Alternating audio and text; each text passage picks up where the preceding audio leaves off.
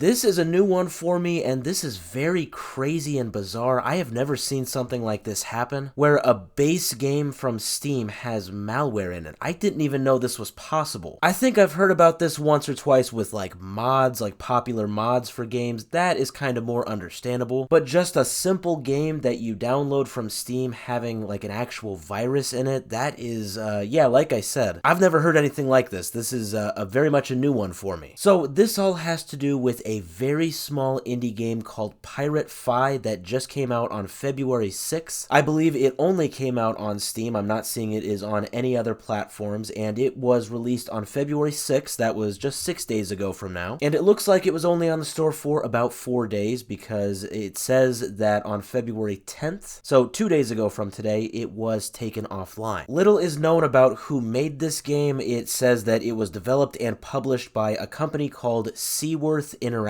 If you do a Google search of them and you weed through all of the articles that have been written about this story, there's really nothing about this company. If they even are a company, it's probably just one person. This is the only game that they have made and published at all. And yes, when I say this game was small, I really do mean it was small. It had an all-time peak of 5 players. So no, it did not have much of a reach. It definitely didn't compete with Kingdom Come Deliverance 2. So like I said, it was taken offline 2 days ago, and the reason we now know about this whole malware thing is that now players who did download this game and boot it up are getting this message from Steam that says, we are contacting you because you recently launched PirateFi on Steam, and the Steam account of the developer for this game uploaded builds to Steam that contained suspected malware. And it further says the builds containing the suspected malware have been removed from Steam, but we strongly encourage you to run a full system scan using an antivirus product that you trust or use regularly and inspect your system for unexpected or newly installed software. They even say you may also consider fully reformatting your operating system to ensure that no malicious software remains on your machine. Oof, yeah, it definitely was not a good day for anybody who just happened to stumble upon this very small game and decided to give a small indie title a try. Now, this game has obviously been completely taken off of Steam. I've gotten the stats through Steam database. Now, what's interesting is that it looks like when a game is taken off of Steam, the community tab is still open on that game. So you can kind of see some comments from people.